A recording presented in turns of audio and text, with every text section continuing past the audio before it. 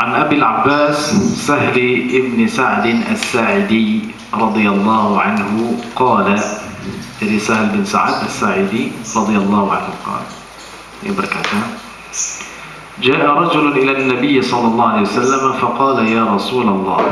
Ya, sama seperti hadis yang 29 ya, seorang di sini datang kepada Nabi sallallahu alaihi wasallam, wahai Rasulullah, dullani ala amalin idza amiltuhu ahabbani Allah wa ahabbani an-nasu. Tunjukkan aku pada satu amalan yang apabila aku melakukannya Allah akan mencintai aku dan aku dicintai manusia. Kedua nih, bukan cintai Allah aja, dicintai manusia, Pak. Faqala sallallahu alaihi wasallam, maka Rasulullah bersabda, izhad fid dunya yuhibbakallah. Zuhudlah di dunia, niscaya Allah mencintai engkau. Wazhad fima 'inda an-nasi yuhibbakan nas. Zuhudlah apa yang manusia miliki, niscaya manusia akan mencintaimu. Hadithun hasanun rawahu Ibnu Majah wa ghairuhu bi asanida hasanatin. Hadis riwayat Ibnu Majah dan lainnya dengan apa batasan zuhud yang dimaksud di sini, Pak? Baik. Kita pertama bahas masalah zuhud. Zuhud ini banyak penafsirannya dari kalangan sahabat, ya. Karena Rasulullah SAW di sini juga tidak menjelaskan definisi zuhud seperti ini. Tidak seperti al-Islam, iman, ihsan. Misalnya dari Abi Idris Al-Khawlani radhiyallahu anhu. Jadi dia mengatakan zuhud di dunia itu engkau antakuna bima fi yadillahi awthaqa minha bima fi yadayka. Jadi di dunia orang yang zuhud itu dia lebih yakin apa yang Allah miliki di sisinya ada di tangannya. Bingung kan? Jadi engkau lebih yakin dengan apa yang Allah miliki di sisinya ketimbang apa yang engkau miliki di tanganmu. Itu zuhud. Kita punya barang, kita nggak cinta mati terhadap barang itu. Ya. Itu maksud. Jadi kita mempunyai suatu hal, bukan mata-mata kita cinta terhadap barang itu, tapi kita lebih yakin dengan apa yang dimiliki oleh Allah Subhanahu wa taala. Musibatan kunta ashadda raja'a li ajri wa dhakhri min iyyaha law baqiyat laka. Kalau engkau tertimpa musibah, engkau lebih besar mengharapkan mendapatkan pahala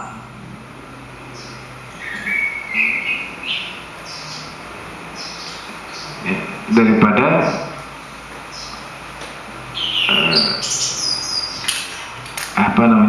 daripada engkau wa dhikhriha min iyyaha law baqiyat laka, daripada engkau bertahan terhadap musibah itu. Jadi maksudnya zuhud itu kita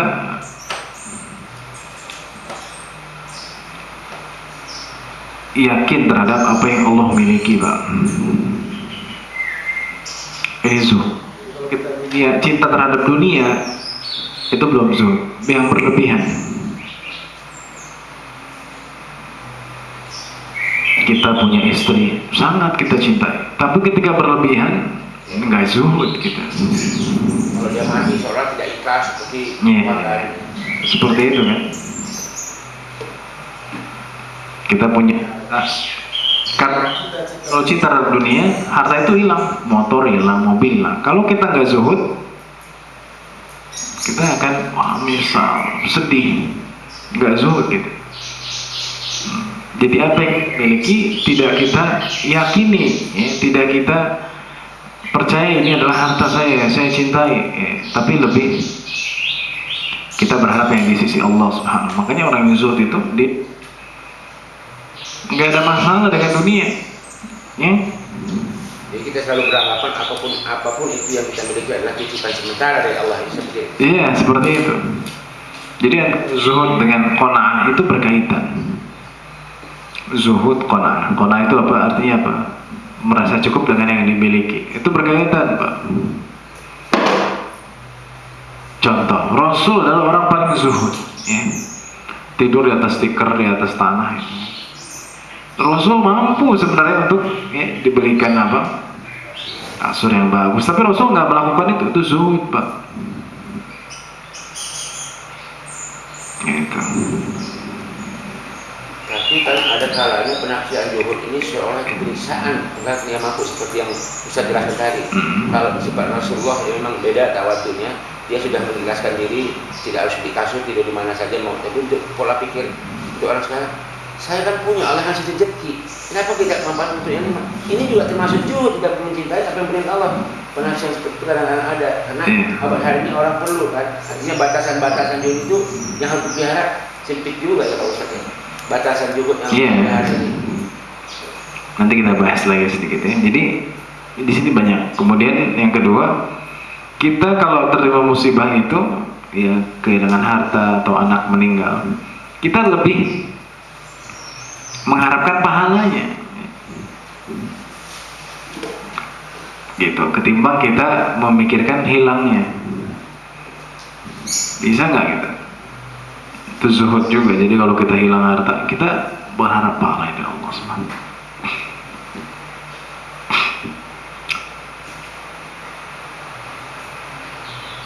Di sini misalnya Zuhri Muhammad bin Muslim bin Syihab Az-Zuhri, salah satu perawi hadis, ditanyakan tentang zuhud itu apa? Zuhud itu adalah man lam yaghli bil harama sabruhu wa lam yushghilul halalu syukrahu.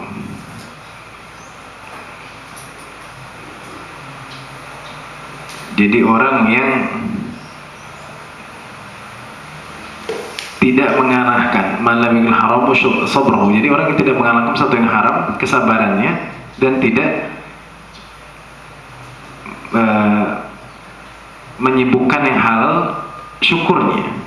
Jadi hal-hal yang halal itu tidak mengalahkan kesabarannya. Itu zuhud, Pak. Ya. Pertamanya sabar, itu kan. Mulai jadi pejabat, oh enggak, saya tidak menerima suapan sih. Lama-lama dia nggak sabar, oh menangi tender ini, wah punya harus menang, saya bayar 1 miliar. Kenapa orang jatuh di pemerintahan, di instansi itu? Karena nggak punya zuhud. Juga yang tidak menyibukkan yang halal itu dari rasa syukurnya. Maksudnya halal yang banyak itu nggak melupakan dia untuk syukur, Pak. Jadi kalau kita dikasih halal tapi kita nggak bersyukur, maka kita belum zuhud. Jadi lawan kata zuhud itu wara kali ya. Waro. Bukan lawan kata sebenarnya, dia ada kaitannya antara zuhud, wara. Ya, cuman wara yang syubhat. Ya. Kalau dalam mata Islam pola hidup sederhana. Iya, bisa diartikan sederhana. Nah, di sini mungkin perkataan Sufyan Ibn Uyainah lebih jelas, salah satu lebih jelas ya, karena tadi agak bingung apa tuh. Jadi orang yang dikasih halal dia enggak, karena kita kalau dapat banyak nikmat kan kita syukurnya lupa kan. Ya, awalnya doang dapat uang 1 juta, alhamdulillah. Dapat uang banyak, udah lupa syukur. Dapat 10 juta, minta lagi, mana nih biasanya dapat segini, gitu kan? Nggak bersyukur gitu. Oh, saya biasanya dapat 100 juta, padahal pada awal dia dapat nikmat 1 juta itu dia bersyukur. Nah, itu nggak zuhud. Iya. Gitu. Iya. Hari ini bisa ngerti. Alhamdulillah aku komplain. Iya. Bisa dikasih 5.000, ya Allah kemarin 1 juta 50. Iya. Tengah zuhud. Nah, Sufyan bin Uyainah mengatakan yang mungkin lebih jelas, zuhud di dunia itu apabila dikasih nikmat bersyukur, apabila diberikan cobaan sabar. Ini mungkin lebih jelas dari tadi. Ya. Jadi kalau dapat nikmat bersyukur, seberapapun itu bersyukur. Ya. Pernah nggak kita ngitung dari nikmat yang dikasih? Apakah setiap kali kita dapat nikmat bersyukur? Nah, kita hitung. Apabila dikasih cobaan sabar. Nah, Sufyan Ats-Tsauri mengatakan zuhud di dunia itu artinya qasrul amal.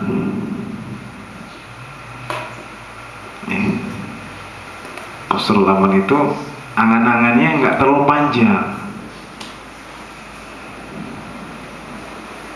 Pokoknya saya harus punya dalam waktu 10 tahun saya harus punya rumah sekian, istri sekian, mobil sekian gitu kan. Nah, itu namanya al-amal. Angan-angannya panjang. Orang zuhud nggak seperti itu. Ketahuan Pak. Ya, jadi lawan dari zuhud itu adalah tamak, ya. Sama seperti qanaah, tamak. Laisa bi aklil ghalil wala yalbasul aba. Ya, Sufyan Ats-Tsauri seperti itu benar. Jadi tidak makan makanan yang berat-berat, yang mahal gitu, dan memakai al-aba itu artinya abaya. Pakaian yang bagus, jubah yang bagus. Imam Ahmad mengatakan zuhud di dunia itu adalah itu sama tadi, angan-angan pendek dan tidak berharap apa yang manusia miliki. Itu zuhud Pak. Jadi kalau kita masih berharap, aduh semoga fulan ngasih saya nih, kita belum zuhud berarti. Usah. Ya jangan kan itu Pak, ini saya contohnya saya bikin lagi tadi kan. Saya waktu masih kerja dulu, atasan saya sering begini meminta kerja pribadi. Pada saat hati dia senang saya kerja gitu, dia kasih rezeki yang banyak, alhamdulillah. Besok dengan kerja yang sama, hatinya lagi gak bagus, dia kasih sedikit, ya bapak ini kemarin banyak. Berarti itu sebetulnya dari Allah yang ngatur itu sebetulnya rezeki itu kan. Tapi kan saya nggak jujur, ya kemarin ini kali bontek nih. Itu termasuk jujur. Jadi kita mengharapnya sama Allah itu aja sebenarnya. Kalau kita berharap manusia kita nggak, tapi kalau kita berharap sama Allah nggak masalah. Berat. Kita kan tergantung dengan tergantungan dengan orang gitu. Jadi kalau kita zuhud di dunia, maka Allah akan mencintai kita. Zuhud ini banyak, zuhud meninggalkan syirik. Karena zuhud itu dalam bahasa artinya meninggalkan sebenarnya. Zahada yazhadu itu artinya meninggalkan, taraka yatruku. Jadi zuhud itu meninggalkan kecintaan terhadap dunia, kecintaan yang berlebihan. Ya. Namanya orang cinta ya wajar lah dia cinta istrinya, cinta anak. Tapi berlebihan, nah itu belum zuhud kita. Ya. Meninggalkan syirik, kemudian zuhud misalnya yang halal itu tidak berlebihan, memerluas yang halal gitu kan. Orang beli mobil dengan uangnya halal kan, mau beli 10-15 silakan, ya enggak. Tapi berlebihan, saya mau punya mobil 20, itu nggak zuhud Pak. Ya. Disesuaikan. Iya, buat apa 20 gitu kan? Satu misalnya buat. Berarti sudah ada riyanya di situ ya. Wallahu alam gitu kan. Itu beda lagi Bang.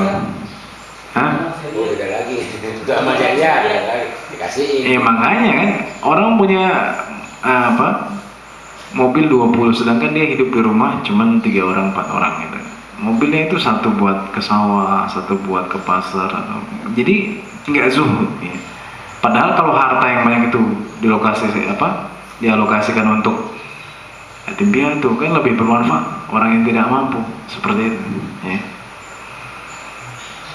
Jadi seperti Bapak bilang, sederhana itu ya itu termasuk zuhud ya. Maka Rasulullah mencontohkan zuhud.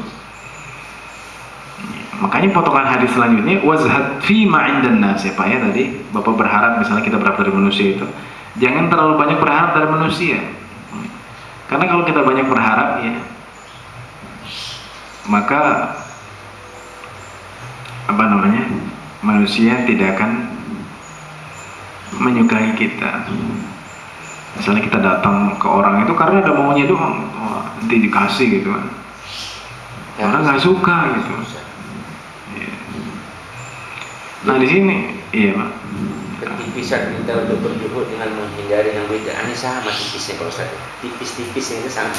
Artinya menghindari kehidupan dari kebidahan dengan untuk berbuat juhud ini tipisnya sama, Ustaz. Artinya rintangannya itu sangat mudah aja dilanggar dan dekat. Gitu. Ya. Jadi saya ulangi, definisi zuhud yang mudah adalah tadi tidak berlebihan cinta kepada dunia dan merasa cukup dengan apa yang dimiliki. Ini Ustaz nikah itu tuh. Kenapa pergi mencintai anak? Kadang-kadang sudah ini anak, pada saat dia menikah dia keberatan jangan pergi ini kan zuhudnya berlebihan. Mencintai seperti kita nggak sadar bahwa ini titipan sebentar dari Allah. Sama juga dengan harta benda. Sampai kadang-kadang kalau barang hilang ke emosi, oh ini ke pengadilan, tuduh sana, tuduh sini. Kan begitu Pak, ada peristiwa kalau dia memang berzuhud, apapun segala sesuatu yang merugikan dirinya, dia istighfar subhanallah ya Allah, ini memang segini lah begitu ya, ada pun yang hilang adalah memang ketentuan selesai. Jadi dia nggak ada polisi untuk menuntut sebetulnya kalau udah kita berbuat itu. Dia baru saja. Ada kedamaian banyak dalam diri sendiri. Iya. Nggak apa-apa sebenarnya kalau dia menuntut haknya. Tapi kalau dia misalnya Kalau itu tahu betul ini ya. Kemudian di sini caranya bagaimana ya? Kita mengingat akhirat, kemudian bagaimana cara zuhud itu bahwa kelezatan dunia itu ya bisa sering melupakan diri kita dari Allah Subhanahu wa taala, kan begitu. Ya peningkatan terhadap keimanan ini pasti ya saja. Punya televisi halal atau haram? Bisa halal, bisa haram. Ketika kita lezat, rumah udah ada sofa, kasurnya enak, gitu kan. Itu sering kita jadi malas gitu. Dulu kalau ditikerkan bangun sholat gampang, sakit gitu kan. Udah pakai kasur spring bed susah bangunnya, ada AC, gitu kan. Mau bangun berat. Nah itu juga sebenarnya. Apakah salah orang punya itu? Nggak masalah, tapi kalau sampai melupakan Allah itu dia yang masalah gitu. Jadi nggak ada larangan di sini nanti udah AC-nya jual aja, nggak gitu juga gitu kan. Atau ganti aja sama kasur Palembang gitu yang tipis itu atau tikar gitu kan. Nggak begitu juga, tapi sebenarnya itu tadi jangan sampai dunia itu syaghilah. Ya, lupa. Tapi banyak orang yang seperti banyak. Ketika sudah enak hidupnya udah dia lupa sama Allah Subhanahu.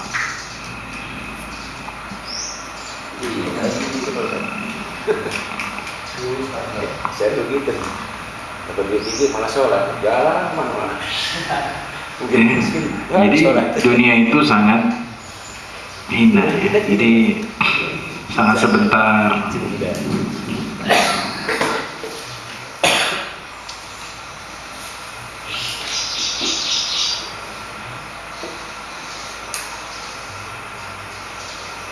Dan dunia itu tidak ada apa-apa yang dibanding akhirat. Dalam hadis Tirmidzi, seandainya dunia itu ya, ditimbang di sisi Allah sama dengan "Lau kanat ad-dunya ta'dilu 'inda Allah janaha ba'udah." Jadi apabila dunia itu di sisi Allah sama dengan sayapnya nyamuk saja, masaqa kafir minha syurbata ma. Jadi di sisi Allah itu enggak sayap nyamuk aja enggak sama dengan nilainya, itu enggak ada. Di sisi Allah itu kurang dari itu. Jadi enggak ada, maksudnya hadis ini enggak ada nilainya, kecil sekali. Dunia ini kecil. Itu hal yang bisa mendorong kita untuk zuhud. Tadi yang kedua itu sebenarnya kita lihat sekarang bagaimana misalnya di Iran pemimpinnya zuhud gitu, sederhana Pak. Sederhana itu senjata Pak. Dari sederhananya aja orang sudah simpati ya kan. Makanya rakyatnya misalnya ya, kita pemimpinnya kaya, memperkaya diri gitu kan. Tidak apa-apa kalau orang berkaya gitu, tapi ketika berlebihan maka orang nantinya akan udah hartanya banyak pelit lagi, nggak ngasih orang, wah lebih parah lagi gitu kan. Ya, maka zuhud itu yang di sini adalah di dunia, dan zuhud yang dimiliki manusia artinya kita tidak berharap banyak dari yang manusia. Kalau kita berharap, wah, orang juga nggak senang sama kita, oh dia orangnya ada maunya aja gitu. Kita zuhud, kita berharap pada Allah Subhanahu Wa Taala, maka kita dicintai oleh Allah. Ya, kalau kita zuhud di dunia kita cintai Allah, kalau kita zuhud yang dimiliki terhadap yang dimiliki manusia, tidak berharap dari apa yang dimiliki manusia, maka manusia akan mencintai kita. Termasuk sifat was-was, sifat tidak yakin dengan akal itu termasuk zuhud juga. Iya, termasuk tidak zuhud kalau kita tidak yakin kan. Wah ini rumah kalau nggak kunci itu mah antara paling berlebihan ya. Masuk zuhud ya, seperti yang pembahasan itu. Kalau dikunci, harus dikunci. Iya, terus juga artinya gini, berlebihan udah dikunci, pagar lagi, motor lagi, itu kan berlebihan juga. Di portal lagi gitu ya. Kalau udah dikunci gitu hilang, terus sabar. Jadi maksudnya di sini kita nggak yakin gitu. Iya, was-was ya. Was-was, waduh nanti saya gimana kalau saya infak sekian, nanti anak saya nggak bisa sekolah, biaya sekolah serah mahal, masuk universitas segala macam. Ya, kalau saya ngeluarin zakat nanti saya mau sengsara. Nah itu kita nggak zuhud. Ya, jadi saya ulangi, antara zuhud, qanaah dan wara itu berkaitan. Ya, orang yang zuhud itu tidak cinta berlebihan pada dunia, makanya dia akan qanaah, dia akan merasa cukup dengan apa yang dia miliki. Ya, karena dia merasa cukup apa yang dia miliki, maka dia akan wara. Dia hati-hati. Ya. Buat apa nyari yang banyak bagi dia, tapi kalau nggak jelas. Gitu. Jadi yang tiga itu berkaitan. Agar lebih jelas pemikiran kita tentang zuhud ini. Ada yang bertanya sampai sini?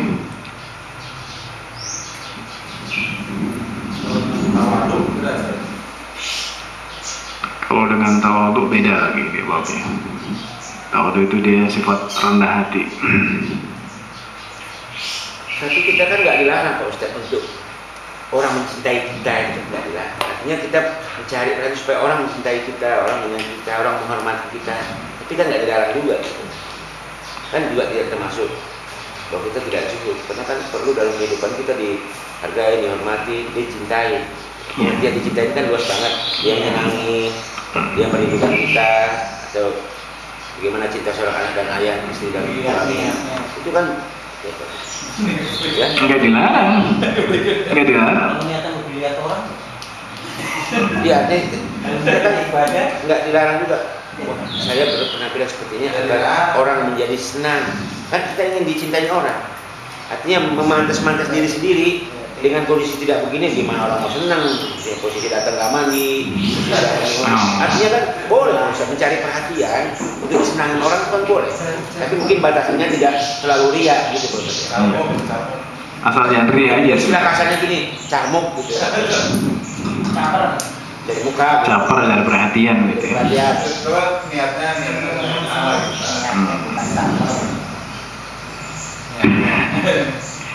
Kalau kebersihan kan emang itu babnya sendiri, tapi ya ada dalam satu doa sahabat ya Allah ya, jadikanlah aku dicintai Allah gitu kan, dan cintai manusia. Cintai Allah dulu Pak Ustaz ya. Iya. Coba. Lupa kita minta dicintai orang tapi kita nggak udah mau. Benar.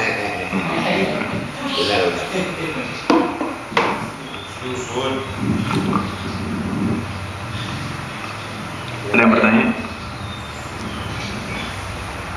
Kita masih ada 11 hadis. Ada berapa hari lagi? Selasa, Rabu nggak tahu. Kamis, Jumat.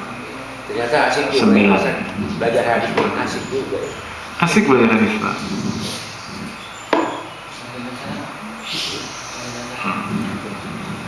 Dari 40 hadis ini banyak yang hampir serupa.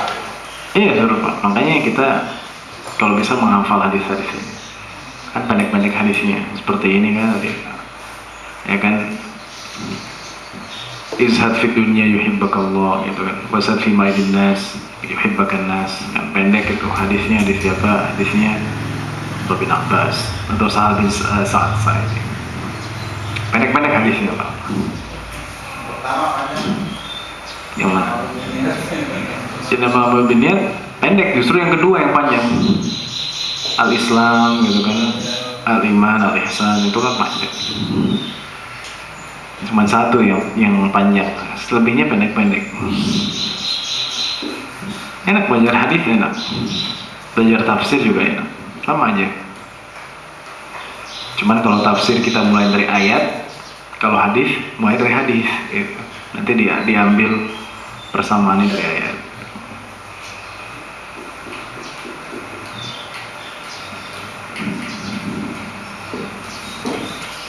Iya, karena kita selama ini kan sering berceramah merupakan sering dari hadis. Kita ceramah hanya mencari apa ya, ialah penampilan dan bicara pada sebetulnya makna inti saya jalan bercerita tentang hadis. Iya, hanya kita mulai dari hadis.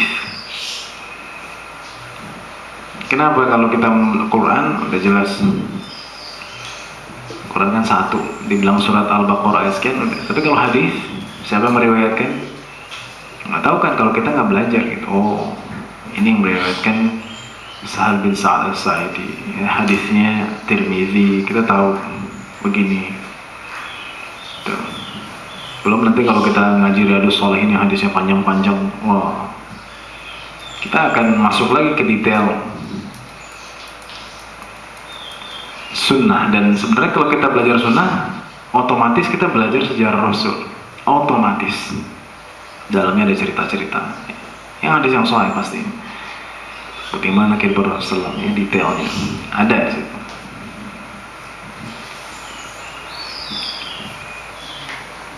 Ada lagi? Baik, jika tidak ada, kita cukupkan kajian hadis kita pada hari ini. Ya, di sini kita akan lanjutkan lagi besok insya Allah. Semoga Allah memberikan kita kekuatan dalam menjalani ibadah sholat, menerima amalan-amalan kita, ya, diampuni dosa-dosa kita dan diberikan kita Lailatul Qadar. Amin ya rabbal alamin. Bismillahirrahmanirrahim. Alhamdulillahirabbil alamin. Allahumma taqabbal minna salatana wa siyamana wa sa'ir a'malina. Allahumma a'tiq raqabana minan nar. Allahumma a'tiq raqabana minan nar. اللهم لا يمر علينا رمضان إلا وقد غفرت لنا ذنوبنا يا رب العالمين. اللهم انفعنا ما علمتنا وعلمنا ما ينفعنا وزدنا علما نافعا. ربنا آتنا في الدنيا حسنة وفي الآخرة حسنة وقنا عذاب النار والحمد لله رب العالمين. آمين. سبحانك اللهم وبحمدك أشهد أن لا إله إلا أنت أستغفرك وأتوب إليك. السلام عليكم ورحمة الله وبركاته.